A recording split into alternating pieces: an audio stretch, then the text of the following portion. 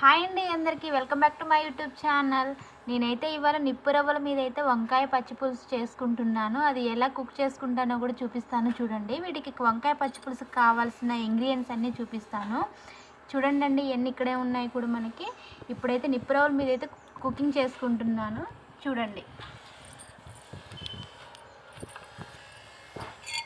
నిప్పు రవ్వలు అయితే ఇలా ఉన్నాయండి మనకి. ఇదైతే నిప్పు రవ్వలలో ఇలా పెట్టుకోవాలా.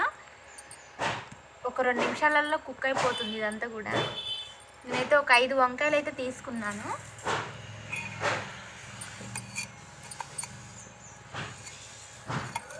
అండి చూసారా మనకి ఎలాగ ఉడికిపోతున్నాయో నిప్పు రవ్వల మీద అయితే మనకి. ఇదిగోండి మంచిగా కుక్ అయిపోతూ ఉంటాయి మనకి. ఇవైతే ఉడికిపోయాయండి. నేనైతే తీసుకుంటున్నాను. నిప్పు రవ్వలు అయితే బాగా కాకున్నాయండి. ఫుల్గా కాకు వస్తుందండి.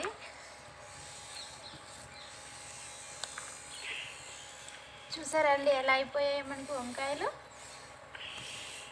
మీరు తినే క్వాంటిటీని బట్టి అయితే మీరైతే తీసుకోవచ్చండి. ఇవ్వండి ఇలాగైతే మనకి మొత్తానికి వచ్చేవి. ఇవైతే ఇప్పుడు క్లీన్ చేసుకుంటాను నేను. ఇవ్వండి ఇలా ఉడికిపోయాయని చెప్పాను కదండి. ఇలా అయితే తొక్క తీసుకుంటున్నాను నేను. మనకి బూడిద అదంతా అంటుతుంది కదా.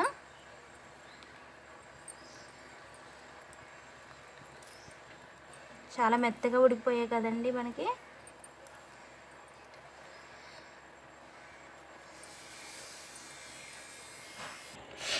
వీటి తొక్క అయితే ఇలా క్లీన్ చేసి పెట్టుకున్నాను నేనైతే. ఇప్పుడైతే వీటికి ఎలా ప్రిపేర్ చేయాలో చూపిస్తానండి నేను. ఇలా ఇగోండి చింతపండు నానబెట్టుకున్నాను కదా. చింతపండు రసం అయితే ఇప్పుడు తీసుకుంటాను నేనైతే. చింతపండు రసం అయితే నేను తీసుకున్నానండి. వీటి తయారీ విధానం చూద్దాం మనము.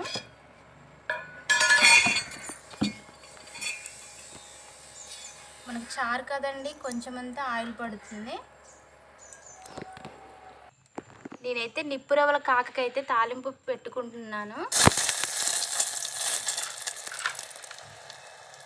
కొంచెం అంతా కరివేపాకు,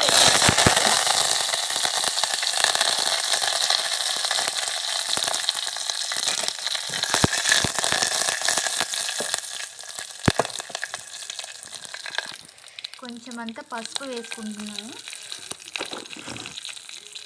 చాలా బాగుంటుందండి వంకాయ పచ్చి పులుసు.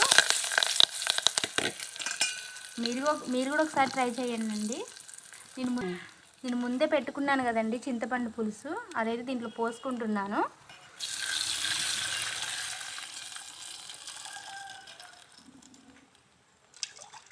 అంత రసం అయితే తీసుకుంటున్నాను. అలాగే దీంట్లో కొన్ని ఉల్లిపాయ ముక్కలు మనం ముందే కట్ చేసి పెట్టుకున్నాం కదా వంకాయ ముక్కలు కూడా.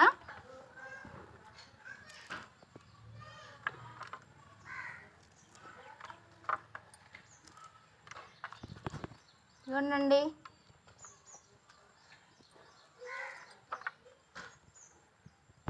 కొంచెం సాల్ట్ కూడా మనకి టేస్ట్కి సరిపోయింది. మనకి కొంచెం అంత సాల్ట్ మనం చేత్తో కొంచెం ఇది ఇలా కలుపుకోవాలండి. ఈ వంకాయలు అనేది చూసారా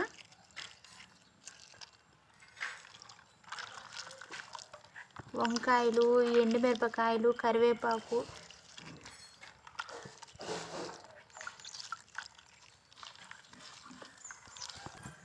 అయిపోయిందండి మనకి.